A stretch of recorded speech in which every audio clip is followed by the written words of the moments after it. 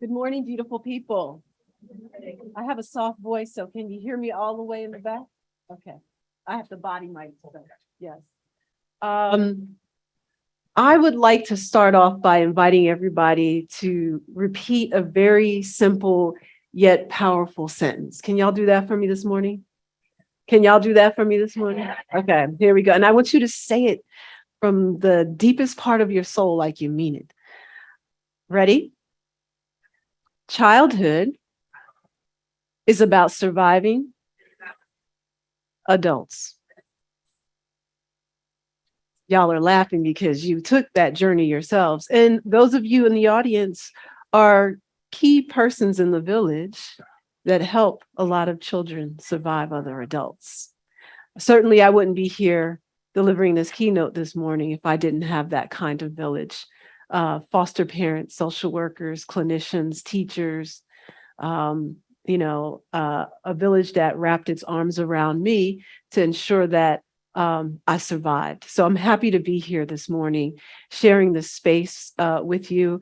I hope that my insights as an adoptee will be helpful to everybody on all sides of the adoption triad this morning. I'd like to start off by sharing a video with you. Some years ago, I was involved with the New Jersey Adoptees Birthright Bill effort. In many states, it is illegal for adoptees to have their original birth certificates. Slowly, there are states that are opening up to this so that adoption doesn't feel like it's mired in secrets and lies and deception. And so I want to start my conversation with you by sharing that video. Hopefully I'm doing this correctly. My clicker is not working. Let's see. Our next bill is Senate Bill 2814. As 2814 amends current law to allow persons access to their uncertified long-form copy of their original birth certificate upon request. So I'd ask us to begin with Dr. Stacey Patton. Thank you for this opportunity. I am case number KC114343. My birth certificate is a state secret. My own birth is none of my business. My life began with rejection and abandonment, and this truth continues to hurt me. And all I want to do is heal this festering wound. Recovering my original birth certificate is a key part of that process and my quest to know myself. For over 3 decades, I've been living a life without basic access to information about my body, my health, my identity, and my history. All the personal properties one needs to feel like a whole human being, to feel like someone with roots and a sense of continuity. Children don't give birth to themselves. And when your parents give you up for adoption, you don't know who they are or why they gave you up. Your life is dominated by unanswered questions and unsolved mysteries that can drive you out of your mind. Ladies and gentlemen, I have compassion for those who believe in the principle of protecting the right of privacy of birth mothers who relinquish their children. I ask you to listen as well to the voices and the rights of their children, to the personal lifelong costs, both emotional and practical, involved for adoptees denied access to their original birth certificates. Consider the following. Each time I've gone to a new doctor and I'm asked if there's a history of diabetes or cancer or any other major ailment, I have to say, I don't know. I'm adopted. And each time I get a cold reminder, a flash of pain and sadness that comes with not knowing the answer. And then I watch as the doctors write UNK, short for unknown, in my medical file, while I live with the specter of something nasty turning on me in my genes. I was born in Montclair in 1978. When my birth certificate was amended in 1985, when I was adopted, my biological parents and I became legally defined as strangers forever.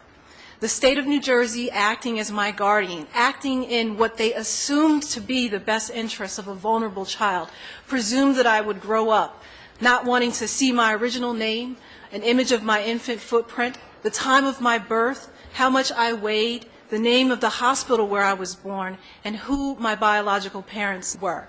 By sealing my birth certificate, the state presumed that my life would only be meaningful after adoption.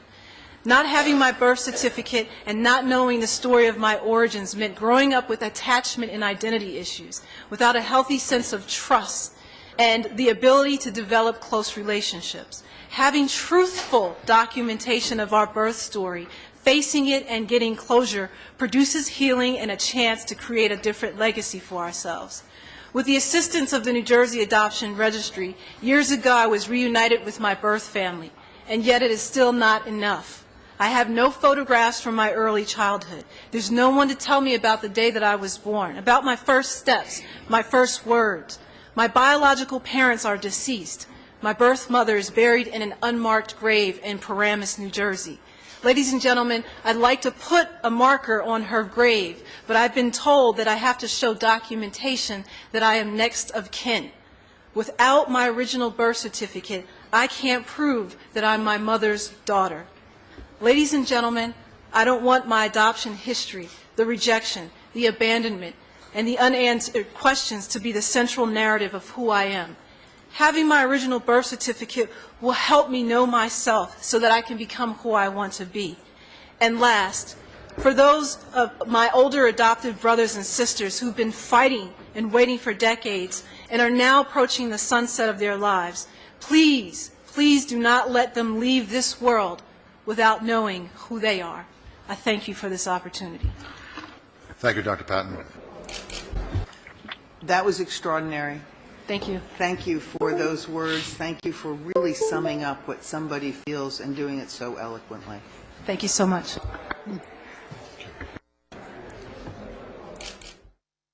So I showed you that because I wanted to give you a sense of what it feels like to be an adult adoptee, still dealing with that primal wound of separation. Adoption can indeed be a beautiful experience for many families, as you know, as it provides a way for children to be placed with loving and supportive families who are committed to providing them with a stable and nurturing home. Adoption is also a complex and emotionally charged experience for birth parents, for adoptive parents, and especially for adoptees. There's trauma, there's loss, there's grief, identity confusion, trust issues, control issues, and many of us struggle to develop healthy attachments and a sense of belonging in the world. There is no right way to feel about adoption. There's no right way to be adopted.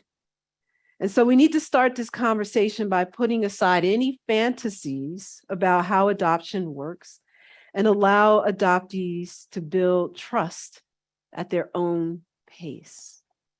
That's really key, at their own pace.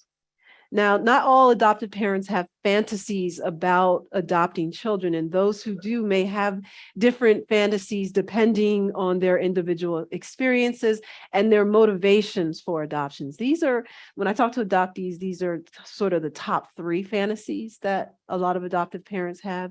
So the fantasy of rescuing a child and providing them with a better life, so being a savior. They may see themselves as heroes, as saviors, or doing God's will even. There's this new, really creepy thing that's starting to happen with embryo adoptions.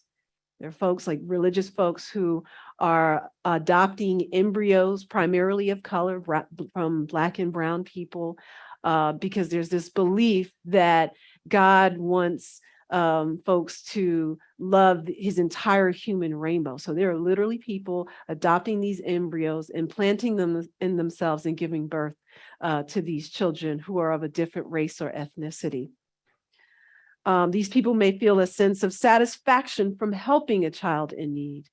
There's the fantasy of creating a perfect family where everyone is happy, healthy, and well-adjusted. They believe adoption will provide them with the opportunity to build the family they've always wanted and may have high expectations for their child's behavior and development. And then there's a fantasy of fulfilling a lifelong dream of becoming parents. They may have imagined themselves as parents for years and may have specific ideas about what it means to be a parent and what their child may be like. These fantasies, ladies and gentlemen, don't always align with the reality of the adoption experience.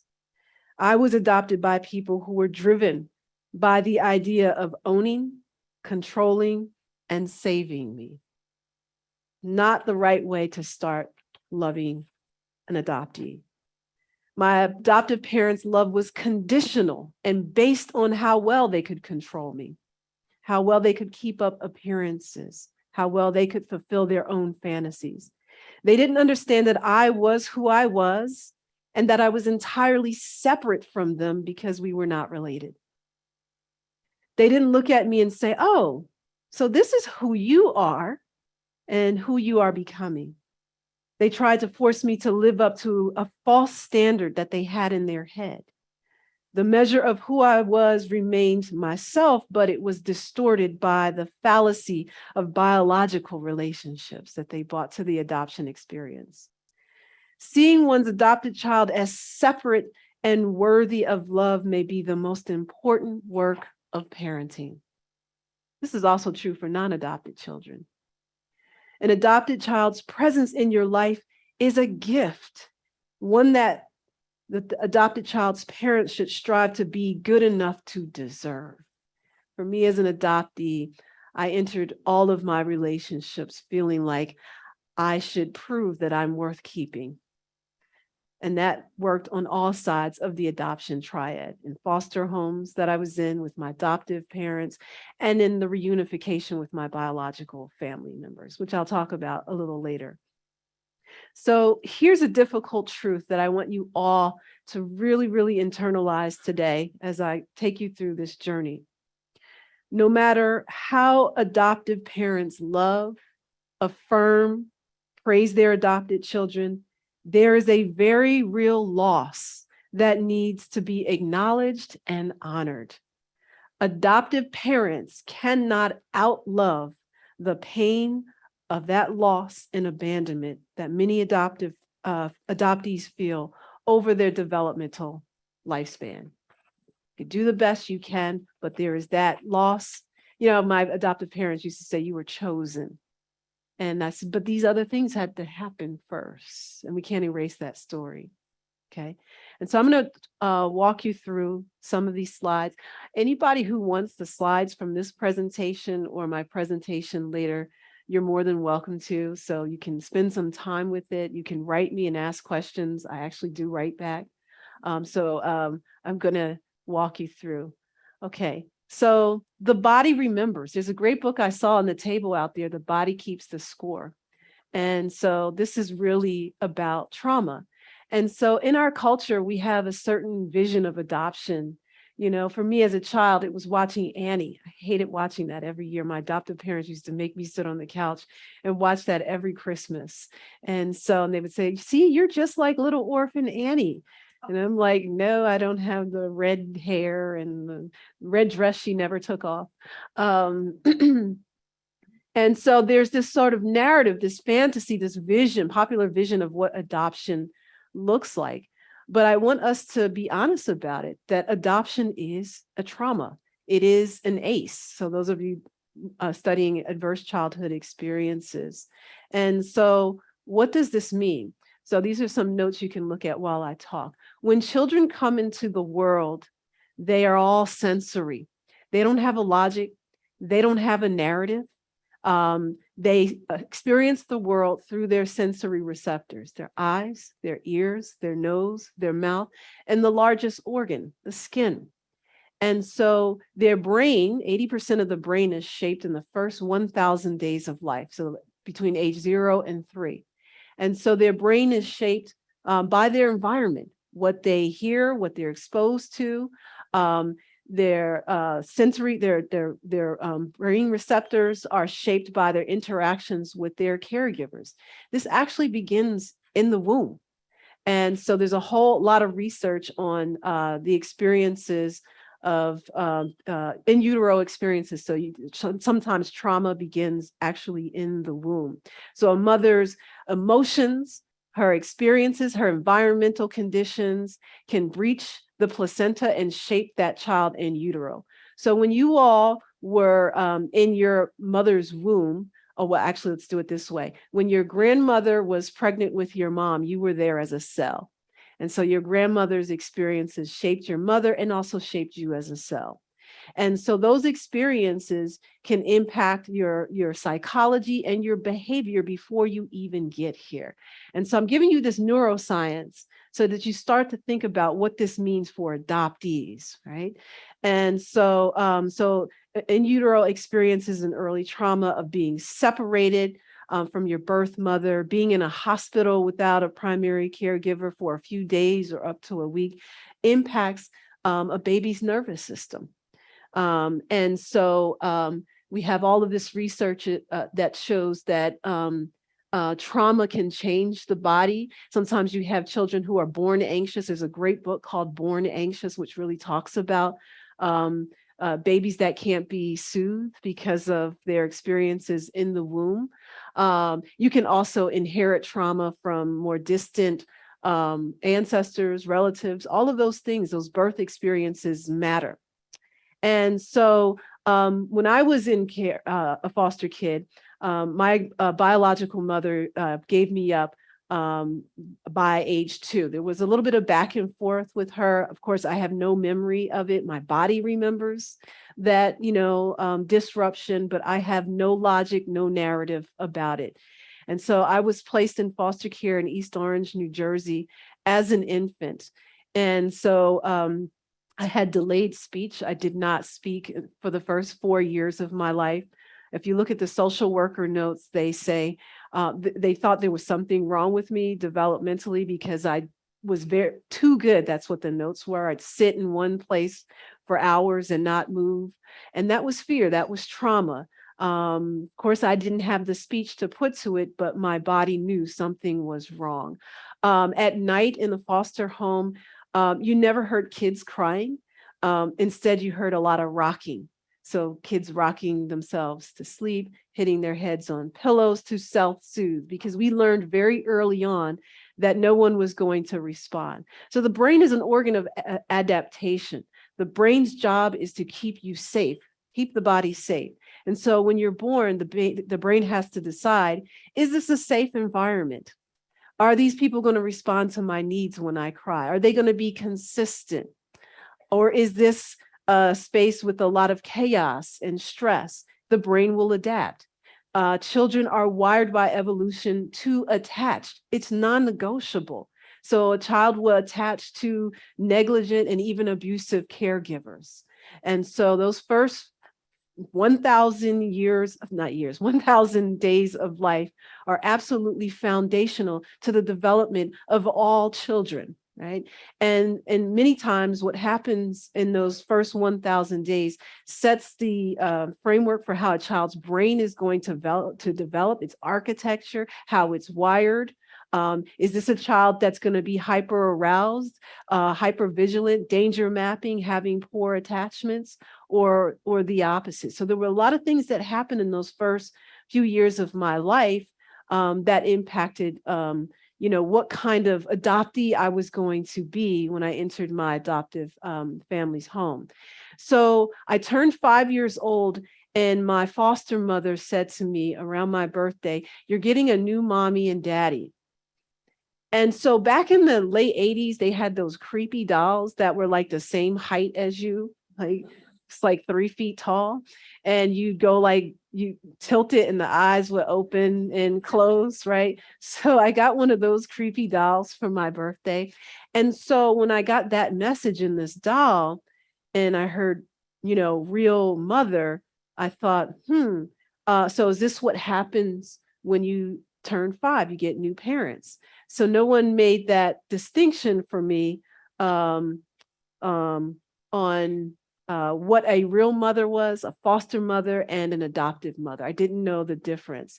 But right away, I started having, not well thought out questions, but the only one I had was, where's my real mommy? And no one answered those questions for me in an age appropriate way.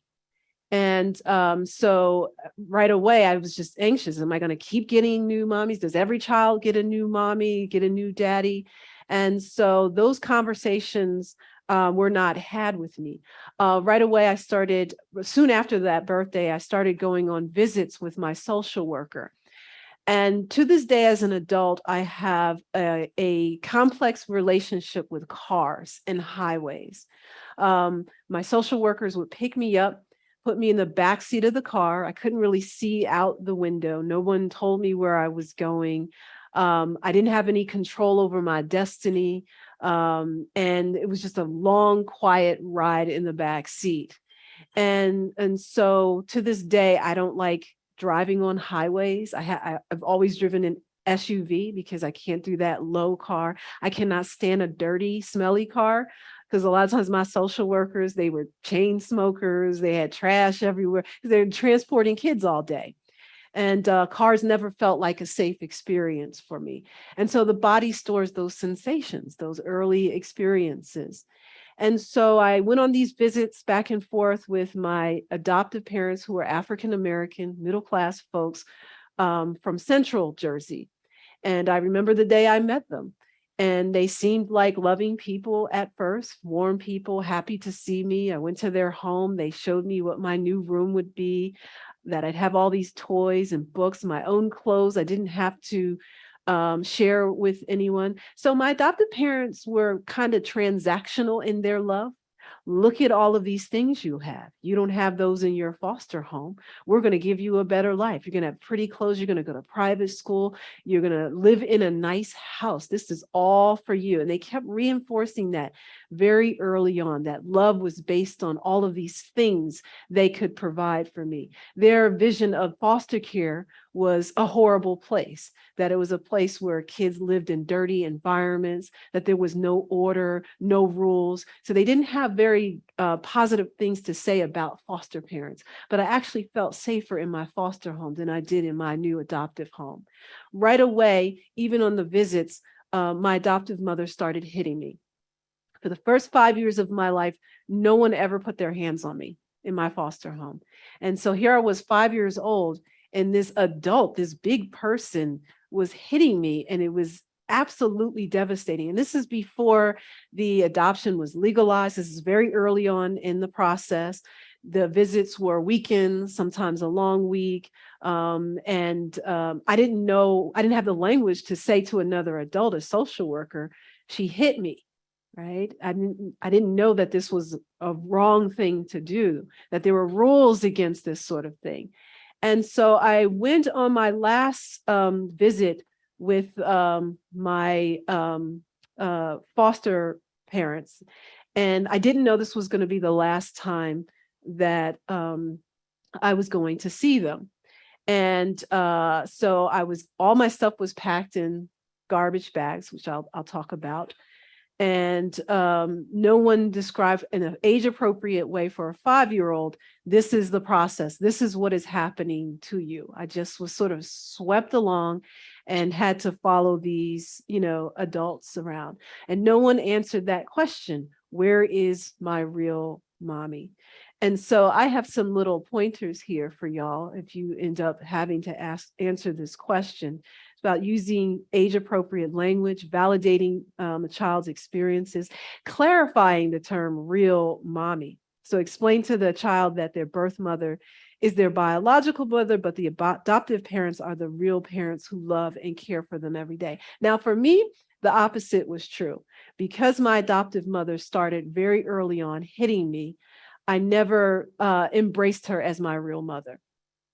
So she foreclosed all opportunities for me to form a good bond and attachment for her. So these are just some key things that you want to do when you're answering that question. Let's talk about the trash bags. How many of y'all have seen kids come in intake or in foster homes with stuff in the trash bags? And so throughout my entire foster care journey, this was my experience. And for me, my foster mother gave my adoptive mother all of my stuff in one trash bag. And when I finally moved into their house permanently, there was a 2-year waiting period before the adoption could be, legalized through the court system. we got to their house and she took the trash bag and put it on the sidewalk. And so I looked at that and I said, that's my stuff. But in her mind, let's go back to the fantasy again.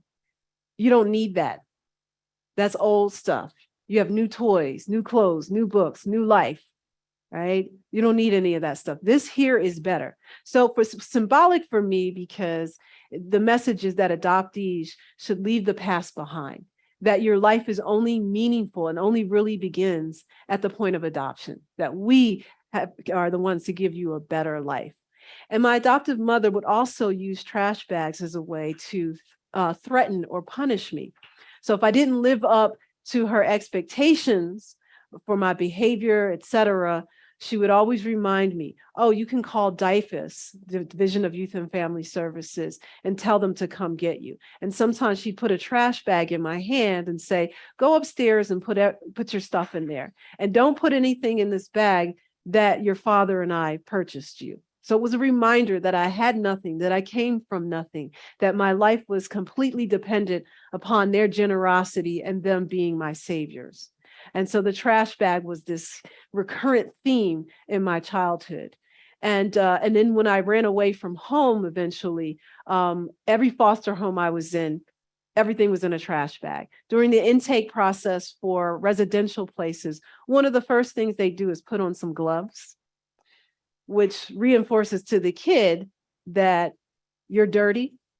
They can catch something from you, right? And they go through your bag and 5 pairs of socks, 4 pairs of underwear, 3 t-shirts, and all your stuff gets written down and logged. And so for me as a kid, it just made me feel like trash. It made me feel like I was, unwanted, right? And so it's really important to respect adoptees' things that they bring into your house. That smelly blanket, that, teddy bear that's lost his eyeballs on his last leg. All of those things are really important because, throwing away their belongings can add to the sense of instability and trauma that they already feel. Throwing away our belongings sends the message that our possessions and our feelings are not important or valued. Right? And we have special attachment to these things. A blanket, a toy, gives us a sense of comfort and security. And so keeping our stuff safe and secure helps us maintain a sense of identity and self-worth. Right? So it's really important that you don't do this. Right? Don't throw away their stuff.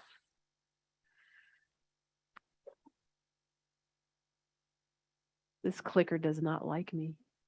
Okay, here we go. I chuckled while I made this last night. It's a little girl in grateful pose. Thank you for saving me. I'm truly blessed and highly favored. These are some of the things that I heard. I was chosen. I'm lucky. I'm blessed. I should be grateful. This is better than foster care. Over and over again. I heard this from my adoptive parents. I heard it from teachers. I heard it from my adoptive family members as well. And it was a form of gaslighting. It was a form of gaslighting in terms of, ignoring my very complex feelings that I had about being adopted. It said my questions didn't matter. My origins didn't matter. There was something wrong with the place that I came from the family that I came from, right? And so I spent the first 2 years in my adoptive family's home while the adoption process was happening. We saw clinicians, there were home visits that were always staged. So I had to dress a certain way, look a certain way, sit in a certain place, speak only when spoken to, answer when called, right? And so those people who made home visits didn't pick up on all of that manipulation and staging. Since my adoptive parents were African Americans, they had very real fears about social workers, about white people coming into their homes. Their belief was that white social workers and law enforcement were there to break up families because of the long history of slavery and manipulation and intervention in Black families. So that was the kind of fear they also brought to the adoption process as well. So we have to look a certain way, our house has to smell a certain way, be a certain way, so that we can go through this process and get these white people out of our business. That was their attitude towards this. We ended up going to court when I was 7 for the adoption to be finalized. I sat outside the courtroom. Nobody ever asked me, so Stace, do you even like these people? Question never came up, right? I didn't have the words, the emotional literacy to ask questions about the process. What does this mean? What about my real mommy and daddy? Do I have brothers and sisters? None of those questions were ever answered. My name was changed. My birth name was Stacey Hope Jones. I wouldn't know this till much later when I was reunited with my biological relatives. Nobody asked me if I wanted an E added to Stacey and my middle name changed to Pamela. And what about this last name? And I certainly didn't know what it meant to have a sealed birth record, that now my birth would be none of my business. My birth would now become a state secret. And it was up to my adoptive family, my adoptive parents, to tell me whatever information that they, wanted to tell me. So luckily I was an older adoptee. So I remember the day I met these people. So we can't pretend about this, right? But if I was an infant who had no clue, the record was changed down to the degree that their ages were put on the birth certificates if they had actually given birth to me. And so I just felt cut off, closed off to any transparent information. And then whenever I asked questions, they were always met with these statements. Why do you want to know about those people? Right? They didn't want you. This is a better life. And so I felt like I was being disloyal and ungrateful by having these sort of natural, curious, questions. Some more notes you can take a look at as I keep talking here. And so my adoption was legalized at age 7. And it was the end of the world for me. And I started grieving even more, longing more for my biological relatives. The abuse from my adoptive mother amped up. We lived in an African-American community that believed in that concept of spare the rod, spoil the child. And so I was beaten with switches, belts, hangers, extension cords. And I often felt like she was doing this to me because I was an adoptee, because I didn't look like her, because I wasn't her real child, that I was another woman's child living in her house. And in her family and our larger community reinforced these attitudes about corporal punishment. It was joked about, it was preached about. It was considered responsible Black parenting to do this. And I never felt like it was normal. So I often say that my status as an adoptee protected me from internalizing the message that somebody putting their hands on you was a form of protection and love. Had I come to her as an infant and had a time to develop a healthy bond, I may have internalized those messages like a lot of people do. But right away, I started plotting to run away. At 5, 6, 7 years old. So the first time I ran away, I was 8 years old. And it was quite brilliant how I did it, actually. I planned the whole thing for weeks. I had a Mr. Peanut Butter maker. I don't know if y'all remember those Mr. Peanut Butter makers. So I had that in a backpack.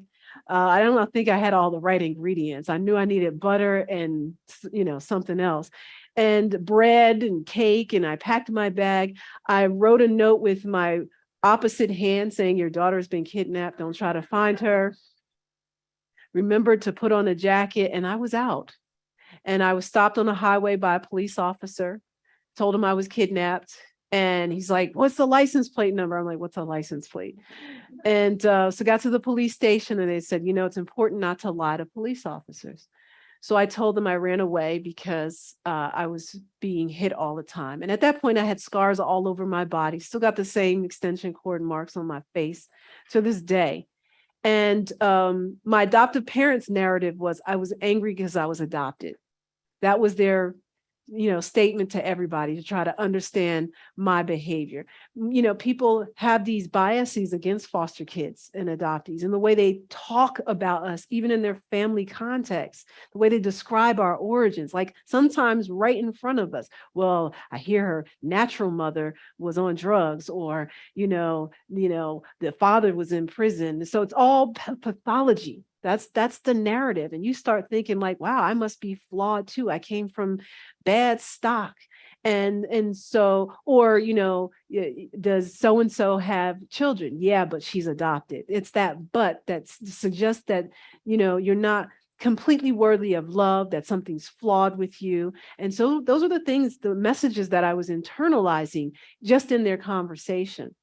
And so I was taken out of the house for the first time and put back into the foster care system.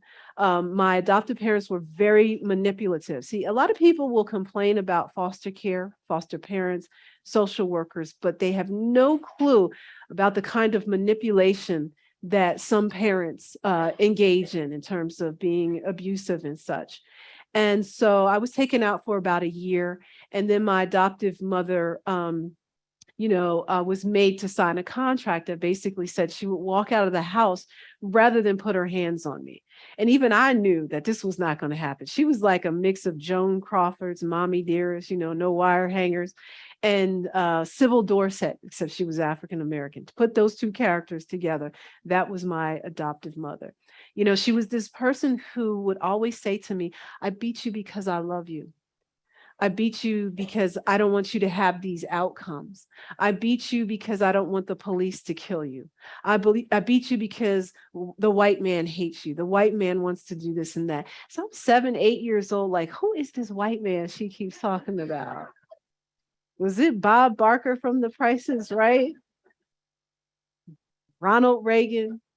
Maybe Ronald Reagan. So I was confused about this elusive white man that was going to do all these horrible things to me. In reality, the only person who I thought was going to seriously hurt me or even kill me was my Black adoptive mother, who was beating me because she said she loved me. So it just didn't line up for me. And so I was placed back in the house again.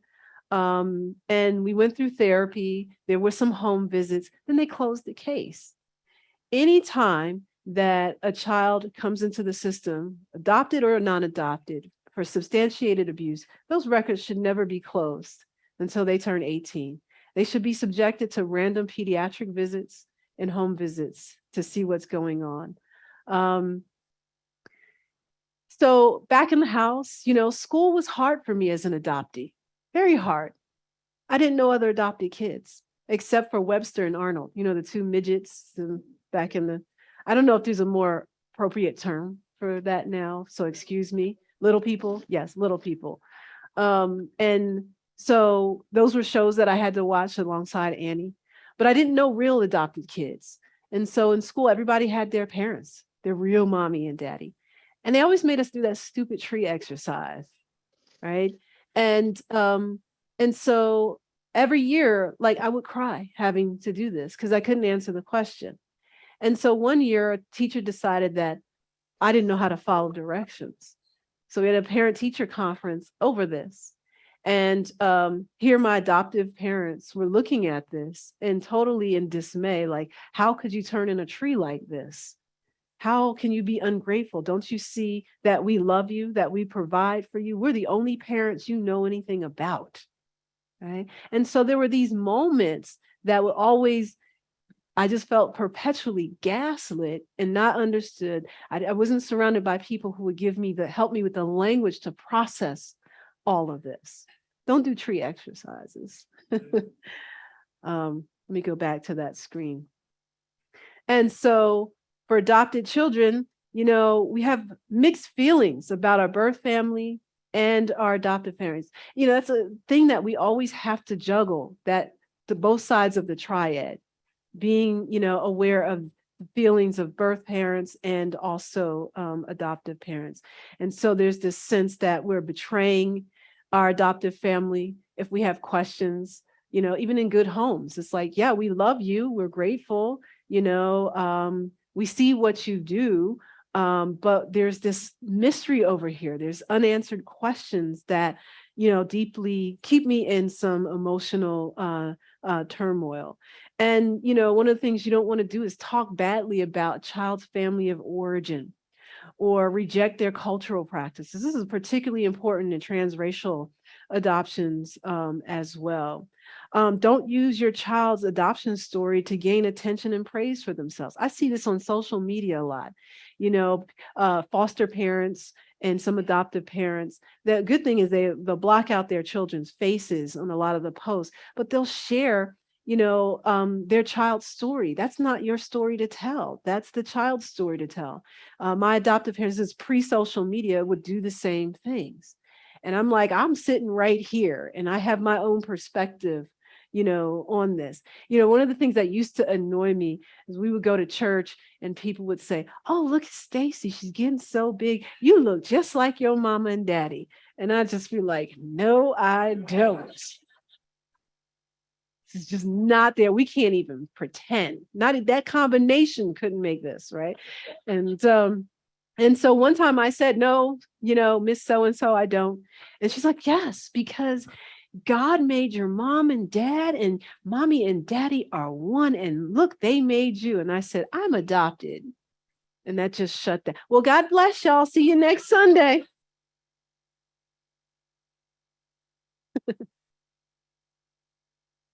I have a black eye in this picture.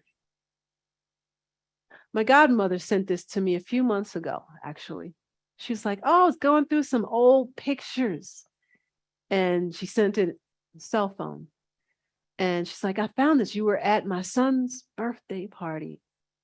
And I looked closer and I said, I have a black eye in that picture. And I texted her. And she's like, oh, I don't remember that. I said, look closely. So many of these photos from my childhood where it's all staged. You could tell in my body language that there's fear, there's stiffness. My adoptive mother would do a lot of staging. She would dress me up, put pretty, dresses on me. We had those Polaroid cameras back in the day. Those of you who, I guess everybody in this room remembers. And so you'd have to wait for the fade to go away. And so she'd make me try on things. All of this was to reinforce for herself that she was a good mother, that she could provide, that she could present a Black child to the world that was clean, orderly. Hair wasn't out of place. I wasn't allowed to get dirty, right? Everything had to be in order because I represented her ability to be a mother, but also Black families to the world who are often demonized in our social and political discourse. And so in all of those pictures, you can read them and see signs of abuse. But this one was really jarring, to me. And so because my adoptive mother used physical punishment, I was wholly unsuited to have people putting their hands on me. So I ran away, ended up in foster care. I stayed there until I was about 12 years old, and I ran away again. And I kept a copy of the police record. I had it hidden in my bedroom because my fear was no one would believe me, because she would always say, people don't believe children. And, and she would use threats to say, look, you'll end up in the foster care system. You'll lose everything. You won't have a nice home. You won't have a nice room. You won't be able to go to private school. All the transactional things that she defined as love were held over my head. The world is a scary, dark, mean place. And so I didn't care. I was watching movies like The Burning Bed with Farrah Fawcett,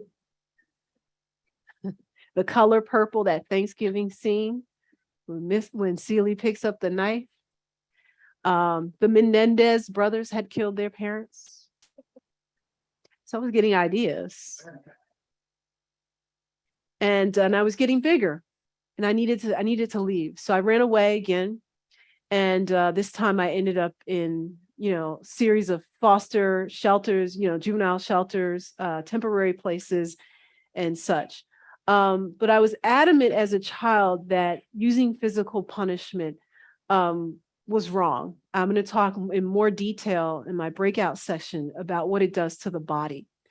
And so, You should never use physical punishment on children, period, regardless of their status, but especially not foster children, especially not adopted children, because we're not related, because we don't have that original attachment. We didn't come from you. And hitting is not good in any kind of relationship. Think as adult, would you love somebody and attach to somebody who's putting their hands on you? And so for me, right away, I didn't feel safe around her. I didn't feel a sense of love, intimacy. I wanted to get away from her. I never loved my adoptive mother, never. And so hitting, physical punishment can exacerbate feelings of abandonment, rejection, and mistrust. Every time I was hit, it reinforced for me that there was something wrong with me, that I was unwanted, that I was not loved. You do this to me because I don't look like you, because I'm not your real child, right? And so just mixed in with all of those, usual questions that adoptees have about themselves. It can lead to a breakdown in the attachment bond, as I said, and it can jeopardize potential bonds between a child and their adoptive parents. There's actually research from pediatrics that shows that the risk of maltreatment and death is elevated for children who are step, foster, or adopted. Right. So there's a kind of parenting hostility that sometimes takes place within the adoptive family, context. Let me go back. Okay. There's also control. Now, adoptees, we have our own, and foster kids have our own control issues when we come into new placements, because there's so much chaos, instability, right? You have all these adults making decisions for you. They know what's best. You often feel like you don't have a voice. So you do certain things to create some sense of control and stability in your life. Sometimes you can see it in the play. So for me, when I would play as a child, I had a dollhouse, huge dollhouse. And the first thing that I would do is organize everything. All the doll slippers and shoes would be lined up. Everything's in straight lines. Everything was ordered just perfect, which is not a natural way for a child to be playing. And so those themes would come out in the way that I would use space. My adoptive mother had probably undiagnosed OCD. So a lot of her abuse was around cleaning. My neatness, I was never allowed to get dirty, couldn't have a strand out of place. If you used a sink, there couldn't be a drop of water there. I always had to look around to make sure everything was clean. She could tell if someone was in her living room, could she look and see footprints and say, who was sitting over there today? So it was that. So I had to, fix myself in my mind and my eyes to make sure the world was in order for her. She had her own history of trauma. And I don't know how well the system these days is about looking into the childhood histories of people who want to adopt or be foster parents, or if their attitudes about physical punishment are even engaged, if there's any agreements about using physical punishment before they can qualify to become foster or adoptive parents. But clearly, when I was a kid in the system, those conversations weren't happening. And so there's different types of manipulation that adoptive children sometimes are exposed to. One of the things that my adoptive parents did was really restrict my access to outside relationships and experiences. This is what abusive people do. So I wasn't allowed to go to sleepovers with other kids. I went to school, to church, and back home. That way she minimized the possibility of me telling what was going on in the house. And they didn't want me to be influenced by other types of parent-child relationships that may have been healthier and non-abusive. Let's talk about fantasies. So when I was a kid, I always fantasized about my adoption reunion. it was going to happen on Oprah. There I was sitting on the stage with Oprah, telling her what it was like to be an adoptee, talking about all those holiday dinners. And I'm looking around like, how did I get here? I look like none of these people. I never want to be like any of these people. Here I am in church again. Everyone has simultaneously caught the Holy Ghost. I can't wait till I'm big and don't have to go to church to be around these crazy people. All right. So I'm telling her about my adoptee experience, how I just did not fit with these people. Right. And so there'd be all these women in the audience teared up, crying. And then Oprah would say, well, Stacey, because I'm Oprah and I'm magical, I have a surprise for you. And there would be this collection of brown people that would come from behind the stage. And this was my family. And they'd come out ready to hug me and say, we never forgot about you. We thought about you every single day. We kept a room ready for you. We're ready for you to come back home and be with us. Like none of this ever happened. Like you were never relinquished. Never mind all the bad stuff that led up to this. We are family now. Everything is okay. You are now loved. You are where you belong. We will heal all that pain that you endured with your adoptive parents. No one will ever hurt you again. That was my fantasy. And so I would ask questions around this, but these were the responses that I would get from my adoptive parents. Your birth parents gave you up. Why do you want to look for them? They didn't want you. Plus, they might not ever want to see you again. They could be in jail. They could be dead. There was always a horror story, potential something bad over there. You don't want to open up Pandora's box. Just leave it alone. Let sleeping dogs lie and focus on your life right now, the people that are in front of you. And so I ended up in foster care a second time. By this time, I was 13. And, the state of New Jersey, like a lot of states, we're talking about reunification. Some kids don't need to be reunified with their families. They just don't. There are far too many cases where kids have been repeatedly placed back in a home and they end up dead. Right. And so this time I was determined to control the narrative. I was determined not to go back. And so I was in one of those therapeutic sessions with a clinician. Like every psychologist I had looked like Sigmund Freud, all of them, showing me butterflies. It's a butterfly. It's a uterus. It's another uterus. I don't want to play this game anymore, right? And so I said, look, if you put me back in that house, somebody's going to end up dead, because I had watched The Color Purple in the burning bed. And so then they decided it might not be a good thing to put her back in that house again. And so I was in a series of short-term shelters and then a group home. This group home was run by two bootleg Catholic nuns. I call them bootleg because they were not like the nuns that I went to Catholic school with, who wore the whole black get up and everything. These two were of a different order. They cursed, they smoked, and they didn't have the uniform. So they ran this group home for abused children. There were 12 of us who lived there.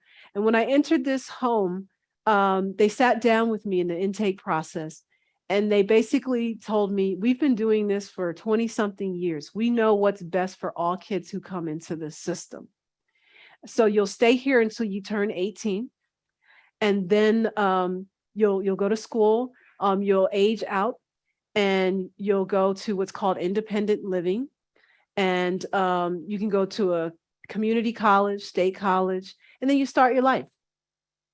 And I said, with all due respect, I'm a little too bougie for foster care. So I'm going to be applying to boarding school.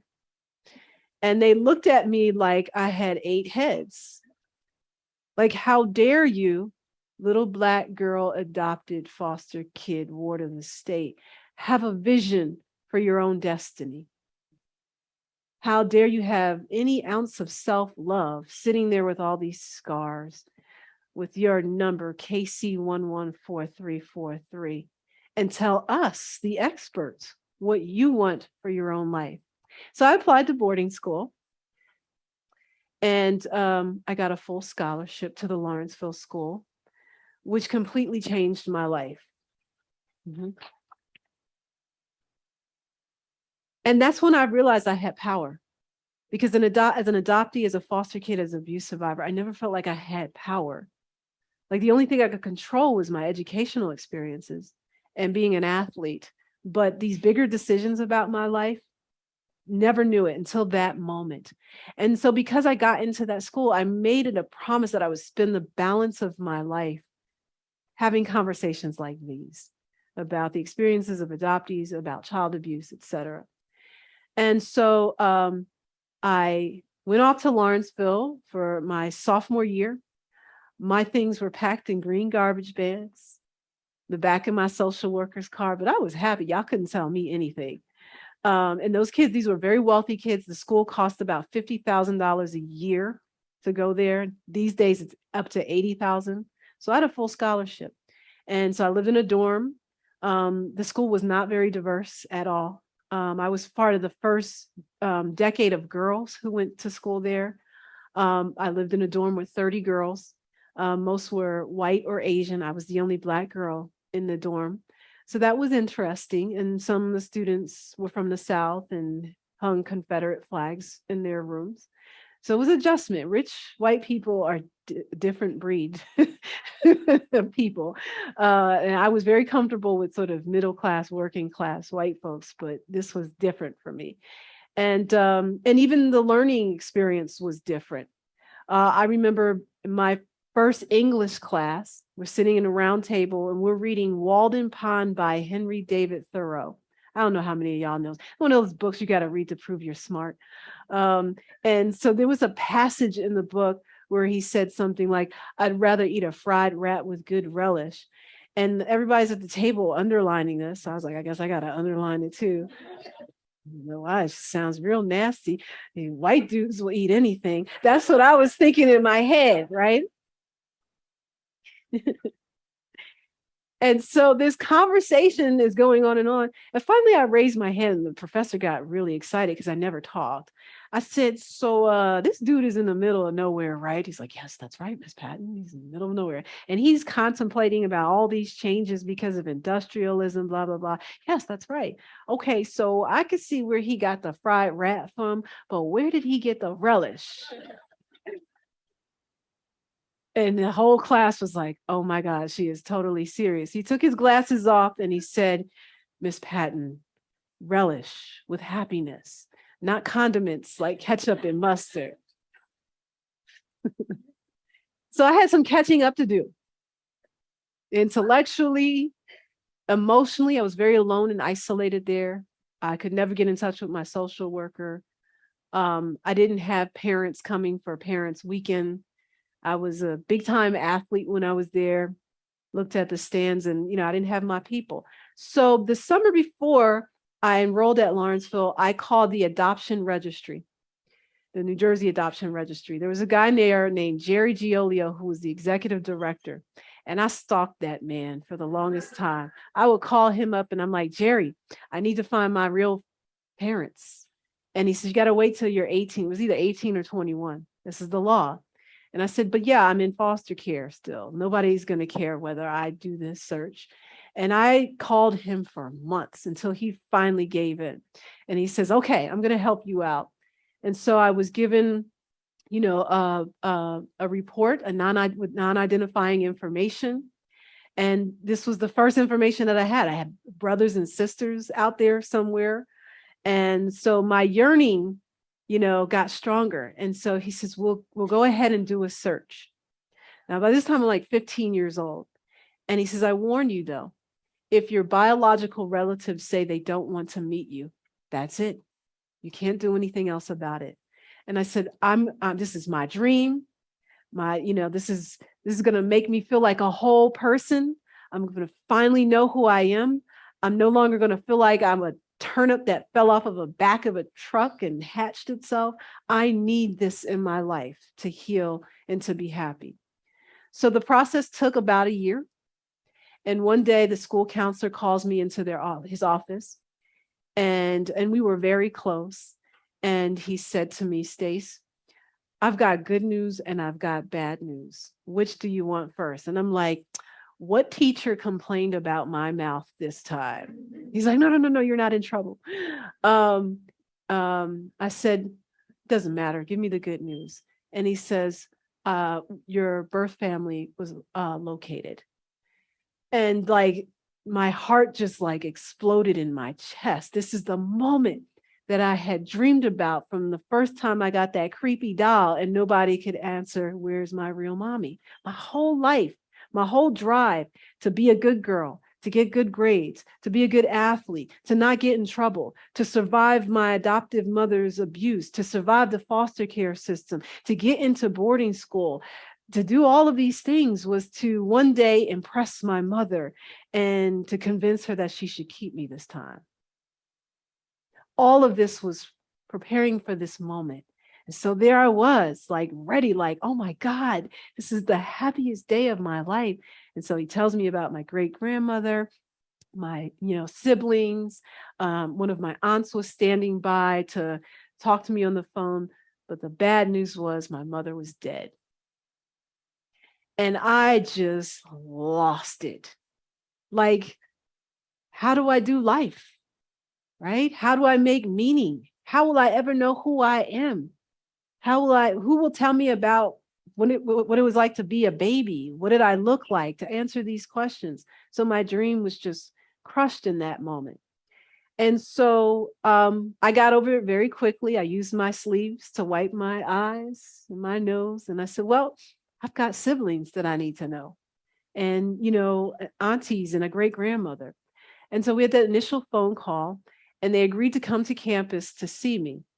Now I'm sitting there, ladies and gentlemen, fantasizing again about what these people look like. Brown skin, brown eyes. I'm finally going to look like some people because as an adoptee, when I would go through the world, we'd be at the mall, the grocery store. I look at every Black person. Are you my daddy? Are you my mama? Nah, no, eyes too small. Maybe you, forehead, just random people, right? And so finally I was going to see people who I was related to. So I'm sitting there in my dorm with my housemaster, who was this French guy who was just as nervous as I was. He sat right next to me because everybody knew how important this was for me. And so these two women who look white with green eyes and salt and pepper colored hair show up at my dorm. And they walk inside. And I'm like, I'm sorry, would you like me to get Fletcher or Paige or Moki? And they looked at me and they opened their mouths and I was like, oh, these are Black people. I'd never seen these kind of Black people, light-skinned Black people, but not Black people who looked white. And so, but when they started speaking, I was like, oh, these are Black folks. And so I'm looking at myself like, what happened to me? So then my great grandmother walked in because she was older and my sister walked in and my sister looked like me. And I thought, oh, this is interesting. I have questions about paternity, but I know I'm not going to do that on the first visit. They'd be like, never mind. We're just going to go back our separate ways, right? I just knew, not today. And so I just thought this is different. And so there was no one there to help me as an adoptee navigate that reunification process. What questions to ask? How was I supposed to feel? Was I supposed to say grandma, great grandma, nana, auntie? Was I supposed to immediately start using that language, first name, those sorts of things? How was I supposed to hug these people? My sister, clearly was in turmoil about it. Nobody told me that adoption is always the result of some kind of loss or tragedy. Nobody warned me that it's steeped in secrets and lies. Nobody taught me how to manage my expectations. And so here I was sitting in my dorm with two aunts that looked nothing like my mother. My sister, same skin tone, hair, mannerisms. I'm like, this is so weird to finally meet somebody who is cut from the same cloth as you, but then you're so different. Absolutely nothing in common. Um, and so it was tough to try to manage those experiences. A lot of times you see the reunification porn. Everybody's, oh my God, no. And I'm always like, yeah, give it a month. All those questions are going to come out. Somebody's going to get angry. And so, so the fantasies, were there. And so I didn't have definitive answers to my questions, to this mystery. So I would invent stories in my head. I would fantasize about who these people were. Doing this gave me a sense of identity and security, because my adoptive parents were so awful. I'm like, oh, I know there are people out there who would treat me better, who would give me a better life, who would love me in more healthy ways. And also, I felt ashamed to be an adoptee. When I was a kid growing up around African American kids, we played the dozens. How many of y'all have heard of the dozens? The dozens would go something like, your house is so small, your mama ordered a large pizza and had to eat it outside.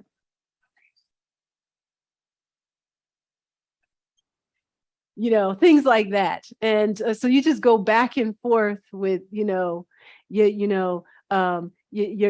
armpit stinks so bad you make right guard turn left. So it's just all these snaps, and you had to be quick with it, right? And I was pretty good at it, but then inevitably another child would say, well, at least my real mother wanted me. That was it for me. And it was just tears, right? Because it was true, because you knew none of those distortions, those snaps were really true, but this for me was it.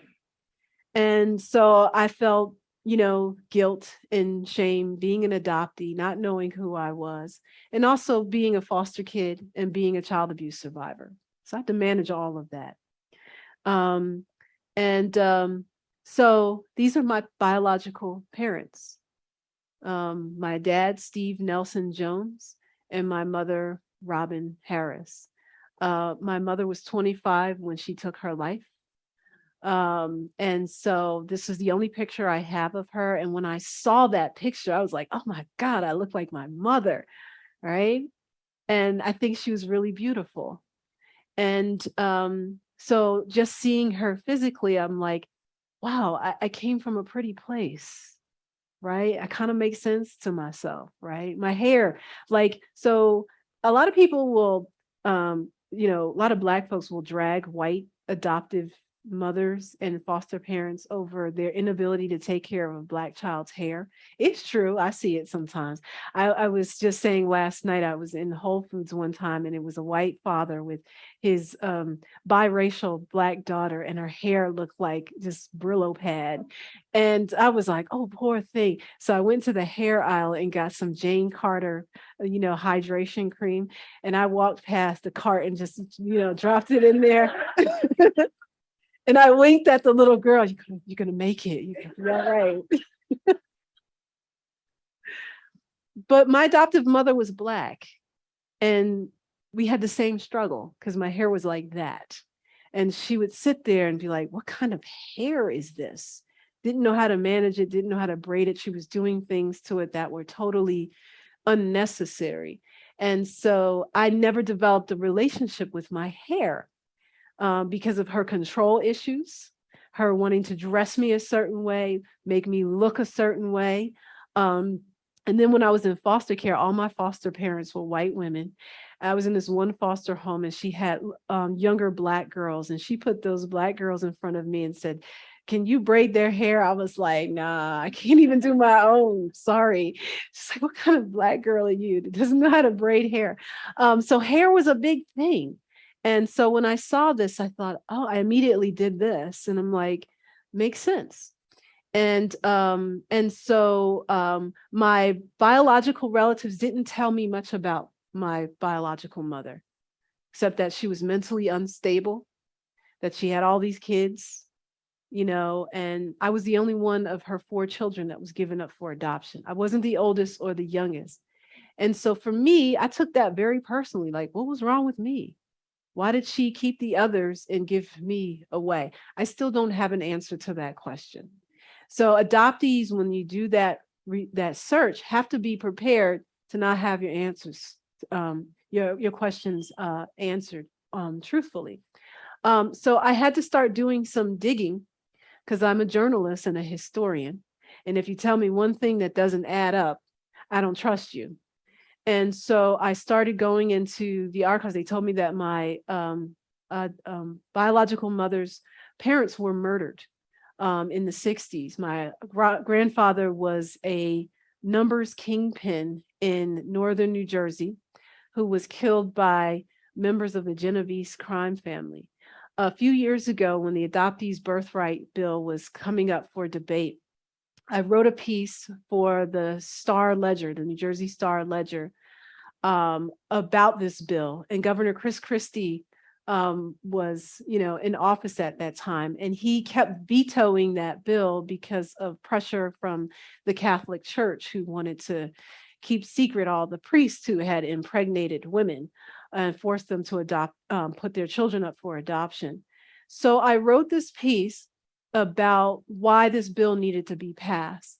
And in that piece, I said that in 1969, my birth mother's father was murdered by a man named Tino Fumara, who is a distant relative of Governor Chris Christie.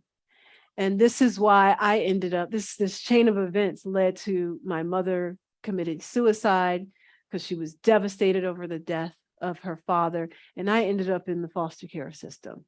So, dear Governor, make this right so I can put a marker on her grave. So I've spent years trying to put the pieces together, newspaper archives, FOIA requests, all of these things about my family. And I thought that by doing this, I could set the record straight and my biological siblings would like me.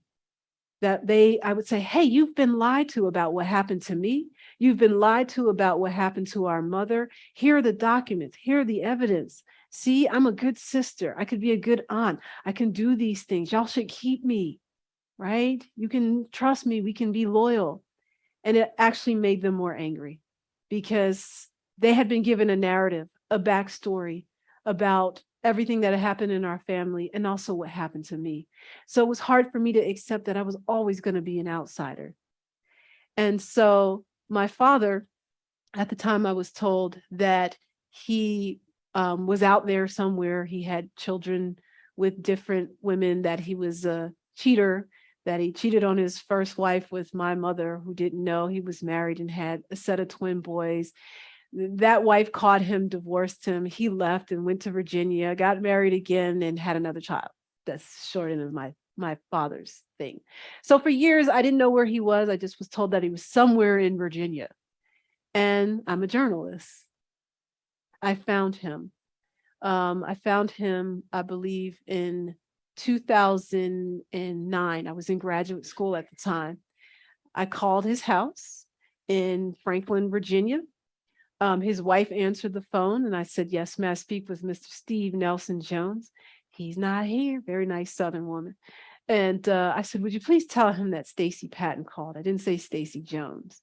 We hung up and I said, if he's still anything like the stories, I need to call her and assuage any fears she might have. So I called back and I said, look, I'm a strange woman calling your house. I don't want you to think that, there's something going on, but Steve is my father. She had no clue. And I said, he has another daughter as well and a granddaughter. And so we had this long conversation and she says, well, I will make sure he calls you as soon as he gets in this house. And I'm thinking, uh-oh.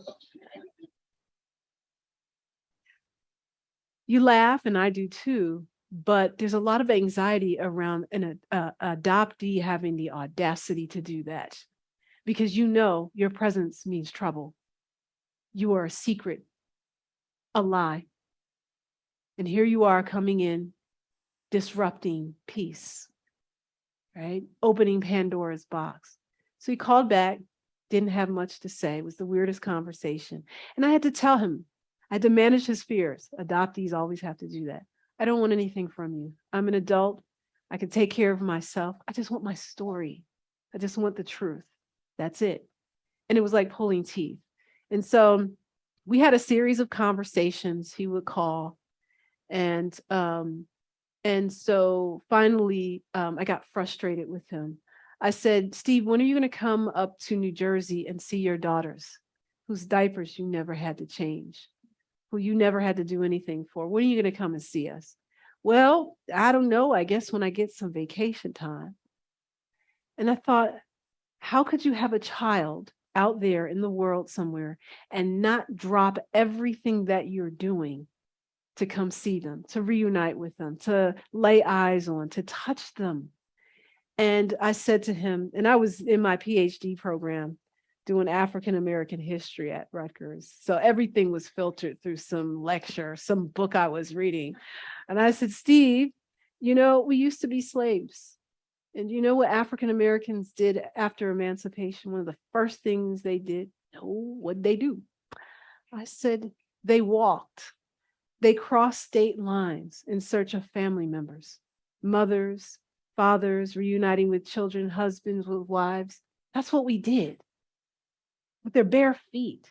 And you're telling me you can't even get in a car and take a 5-hour drive up north to see your daughters.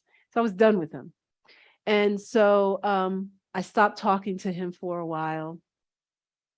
And some years passed. This was the first letter he wrote to me. And I still have that. This was flash forward a few years later.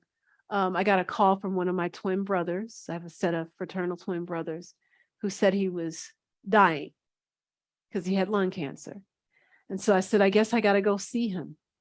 So we got in the car, drove down to Virginia. And once again, here's the adoptee. What questions do I ask? What do I have the right to say? How do I tell him how I feel? Will it be insensitive for me to do this to a man who is dying, right? And so, and then I was tired of the reunion process. So I got there to one aunt's house, and, you know, Black people sometimes have a strange way of confirming paternity. Yep, she got his nose. You're his daughter. Look at that forehead. Yep. Mm-hmm. Yeah, she's a Jones. She looks like us, right? So it was all of that conversation, right? This is not DNA evidence, right? And so I had to manage all of that and everybody's curiosity. And these were very nice, wonderful people. And in meeting his wife, and she asked me, do you have a picture of your mother? And I'm like, you're going to be jealous, lady. She's very beautiful. Here she is, right? And she's like, oh, she's gorgeous, right? So you're managing that kind of weirdness as well.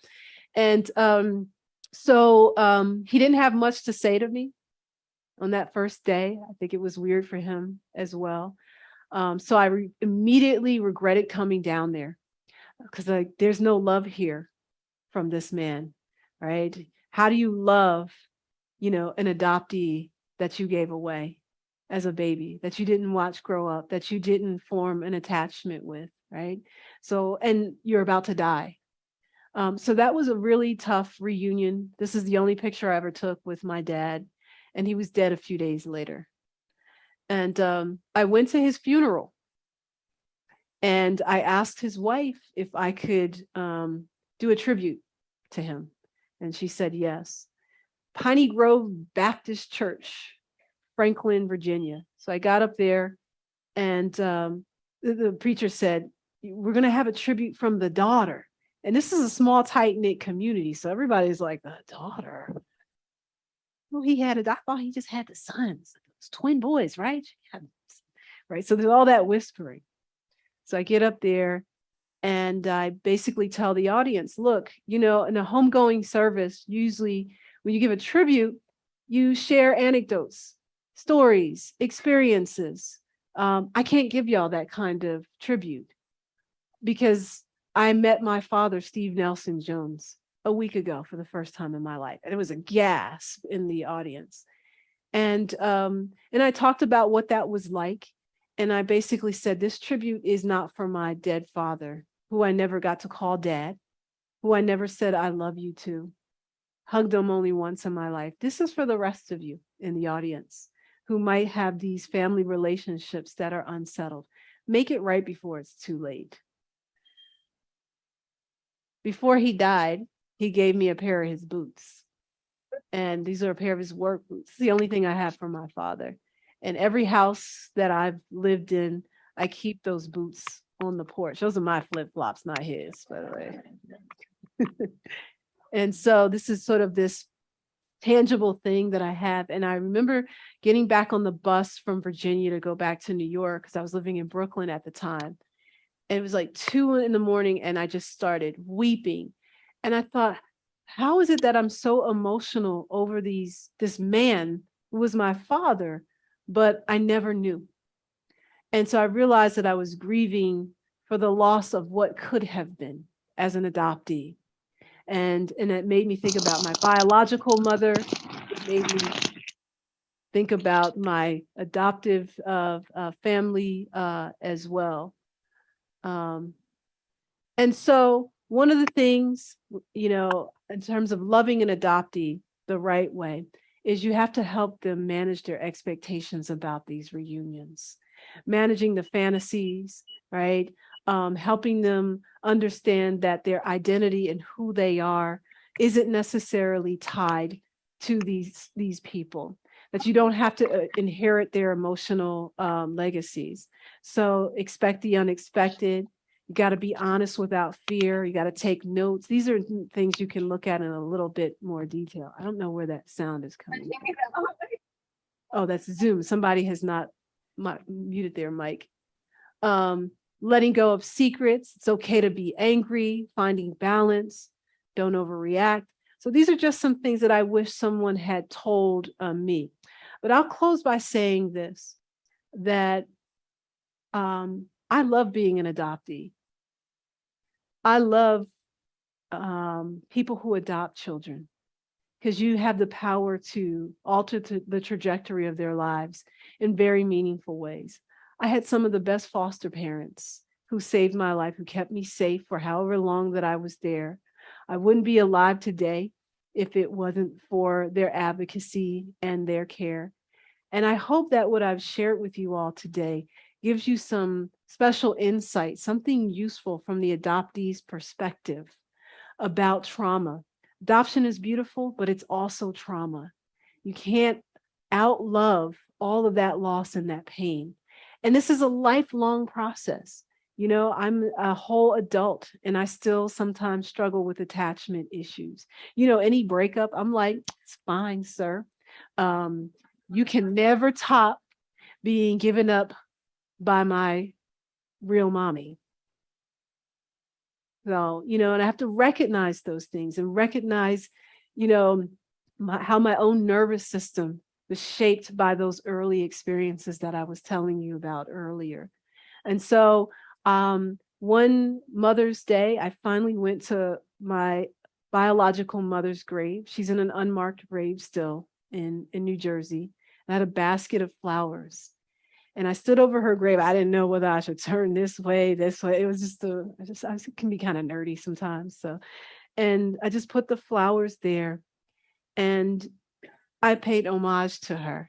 And I said, I thank you for my life. I thank you for nice features because you were a beautiful woman. I appreciate you sharing some of that with me. I'm not as gorgeous as you, but thank you. And I had this whole conversation with you. Thank you for making me smart, because in the records, it showed me that you went to the Hewlett Girls School in Long Island, that at age 14, you were enrolled in Boston Conservatory, that you played 3 instruments, that you were a musical genius, right? I got bits and pieces of your story from other people who said you did love your children, but you were in emotional turmoil because of all the trauma and loss that you experienced. So I love you in, all ways that are possible, taking you into my heart. I don't feel abandoned. I don't feel rejected. I understand, and this is a message that all adoptees need to get, that sometimes the best and only gift that your birth parents can give you is to be the vessel to get you into this world so that you can fulfill whatever your spiritual and ancestral mandate is. And that's it. And lastly, that the other life-saving lesson that I got is that there is a difference between relatives and family. So my family, as an adoptee, as a foster kid, gave me permission to recreate my own family. I have village mamas who are Black, white, been with me since I was a teenager, who continue to love me. This is my family.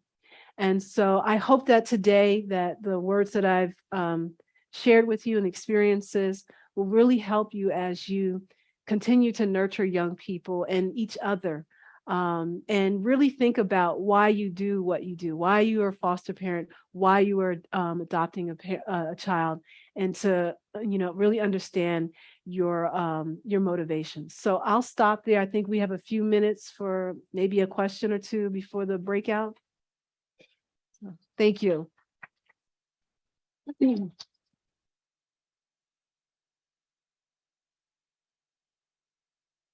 Do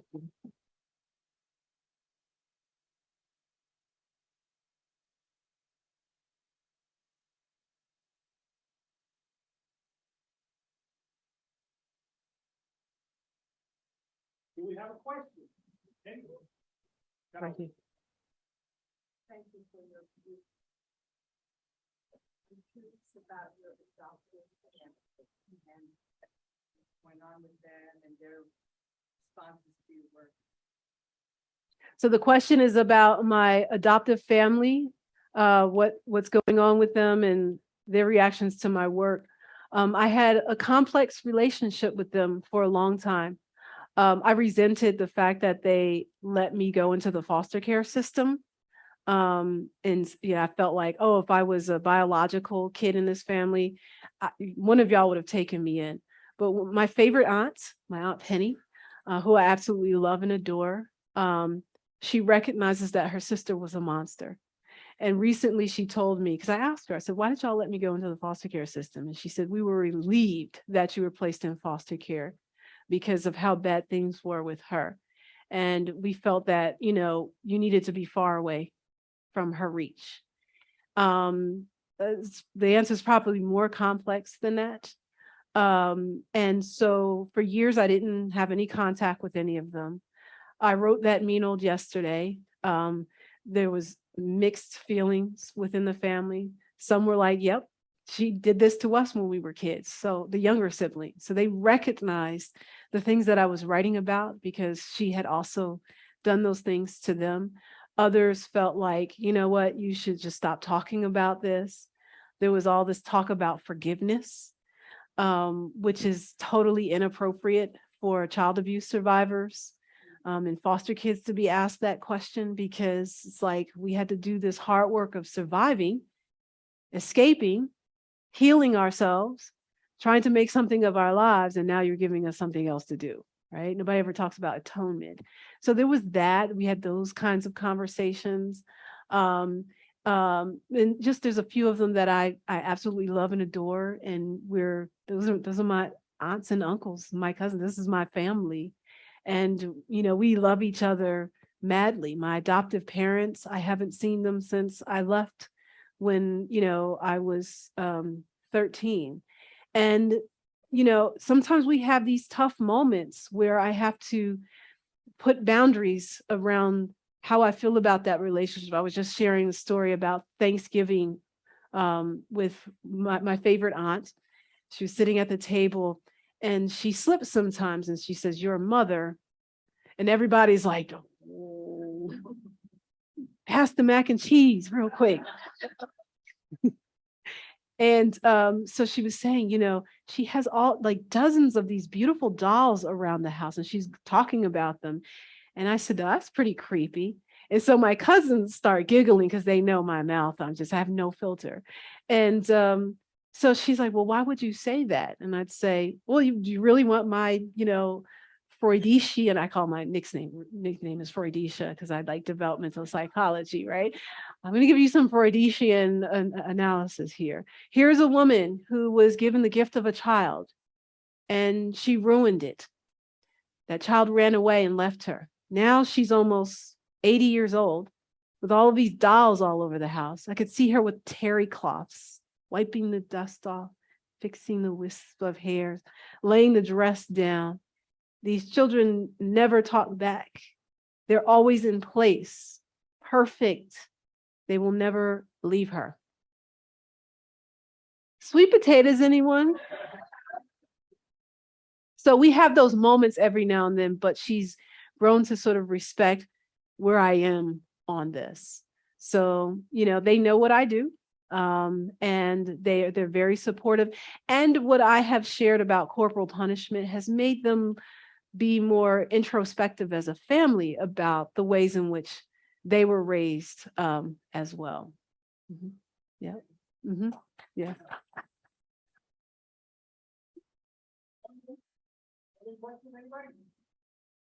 Right here in the front. The first time you spoke up about the abuses with law enforcement, like, how were you heard? Did they take that seriously? How, I mean, that was, you were trying to be heard, and it sounded like there were changes. So, like, how was that for you, and how was it received? How were you heard? Were they white? Were they African American? What, you know, because I think sometimes that African American children aren't heard, and I don't want to stereotype by you know, because they're not exposed. Yeah. So were you heard? So there was a different reaction from law enforcement, so police versus CPS workers, right? So there were times when I was sitting in front of a police officer with a black eye, and it was like, go back home. And sometimes there are police officers who don't have the training, and they have this idea that, well, these young kids, particularly children of color, need this kind of, you know, parenting. This is, you come from a good home, you're in this neighborhood, go back. So they called my adoptive father from work to come get me. And so I had to continue to advocate for myself to say, I don't want to be here. This is an unsafe space. I went to this place called the Anchor House in Trenton for abused and runaway kids. And when I walked in, there was a white woman, Cindy. I handed her that report from when I first ran away because I wanted her to believe me. And she immediately looked at my face and said, "Are you okay?" And so, you know, this place had like Norman Rockwell paintings all over the place. And so we were sitting there, and my adoptive parents started their usual manipulation. Well, this is how you raise a Black child. You don't understand, because the consequences are harder for us. And Cindy was not buying the cultural, thesis. She's like, this is abuse. This is not okay. We're removing your daughter from your house. And I was so relieved, right? And I was like, oh my God, finally, somebody believes me. And so there were moments when I was heard, and there were moments when I wasn't. Me doing this child advocacy work, I often serve as expert witness testimony in child abuse cases. And I see people still using those stereotypes to try to justify child abuse. I was in a recent case in Dane County, Wisconsin, where a stepfather beat his daughter with a belt, hit her in her face, injured her. And his attorney and their expert witness said, this is considered reasonable discipline in African-American communities. And so you see how these ideas influence the intake process, the investigative process, and, court outcomes. And so I wrote my expert witness testimony grounded in the science, grounded in the data, grounded in the research. And so when their attorney got it, they pled out. I was like, you don't want to go to court with me. And so he wasn't placed in prison or anything like that. I don't know the whole outcome. I think the family has got some therapeutic interventions, but I worry about that girl because child abusers don't change overnight. So it's been a mixed bag of people listening and not listening. So, Okay, thank you.